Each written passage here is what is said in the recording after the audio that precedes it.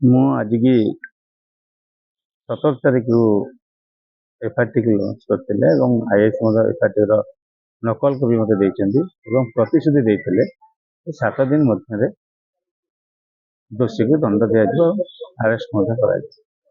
ଆଜିକି 8 ଦିନ ହେଲା ପରେ କୌଣସି କାର୍ଯ୍ୟାନୁଷ୍ଠାନ କରାଯାଇ ନାହିଁ ଏବଂ ଆମ ଏମପିଙ୍କର ଫଟୋ ଅଛି, ଆମ ସିଏମଙ୍କର ଫଟୋ ଅଛି, ଆମ ଭାରତ ମାତାର ଫଟୋ ଅଛି, ସବୁ ଫଟୋ ଥାଇ ସବୁ ଏଭିଡେନ୍ସ ଥାଇ ଯଦି ଖୋଜିକିରି ଗୋଟେ ଲୋକକୁ ପାଉନାହାନ୍ତି ତାହେଲେ ମୁଁ ହୁଏତ ଭାବୁଛି ଏ ସଂସାରରେ ଧର୍ମ ବୋଲି କିଛି ନାହିଁ।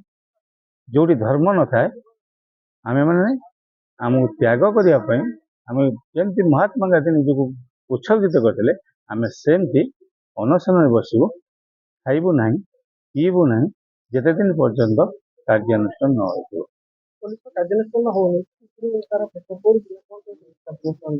ନାଇଁ କାହାକୁ ପ୍ରେସର ପଡିଥିବ କ'ଣ ପଡିଥିବ ସେଇଟା ବୋଧେ ମୁଁ କେମିତି କହିବି। ଯାହାକୁ ପ୍ରେସର ପଡିଥିବ ସିଏ ଭାରତ ମାତା ଉପରେ କ'ଣ ଆଉ କିଏ ଅଛି? ମାତା ଠାରୁ ବଡ଼ ଲୋକ କେହି ନାହିଁ।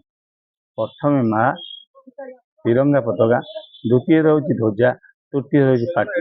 ଯଦି ତିନିଟା ଯାକକୁ ଆମେ ଦେଖାଯିବ, 3 ଜଣ ଆମର ଆବଶ୍ୟକ, କିନ୍ତୁ ସବୁ ଉଚ୍ଚରେ ତିରଙ୍ଗା ପତାକା।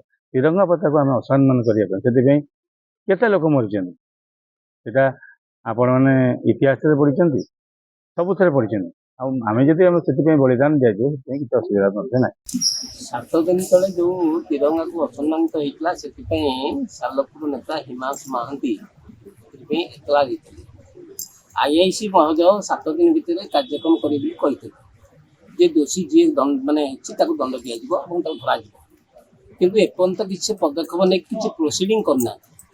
ଯେହେତୁ ଗୋଟେ ଜାତୀୟ ପତାକା ମାଆକୁ ଅସମ୍ମାନ ହେଇଛି ଆଉ ଭାରତୀୟ ଜନତା ପାର୍ଟି ଗୋଟେ ଶୃଙ୍ଖଳିତ ପାର୍ଟି, ଏ ଦଳର କାର୍ଯ୍ୟକର୍ତ୍ତା ମାନେ ସମସ୍ତେ ଶୃଙ୍ଖଳିତ, ତେଣୁ ଶୃଙ୍ଖଳିତ ହିସାବରେ ହିମାଂଶୁ ବାବୁ ଆଜି ତାଙ୍କର ଏଠି ଥାନା ଆଗରେ ଧାରଣା ଦେଇଥିଲେ ଏବଂ ତାଙ୍କର ଯେ ଅଥରିଟି ଏଠିକାର ଆଇଆଇସି ହୁଅନ୍ତୁ, ତାଙ୍କର ଏସ୍ପି ହୁଅନ୍ତୁ, ଏସିପି ହୁଅନ୍ତୁ, ସିଏ ଯେତେବେଳେ ପ୍ରତିଶ୍ରୁତି ନ ଦେବେ ଏବଂ ଏ ଦୃଢ଼ କାର୍ଯ୍ୟାନୁଷ୍ଠାନ ନ କରିବେ ସେ ପର୍ଯ୍ୟନ୍ତ ଅନଶନ ଜାରି ରହିବ ବୋଲି ଆମେ ମଧ୍ୟ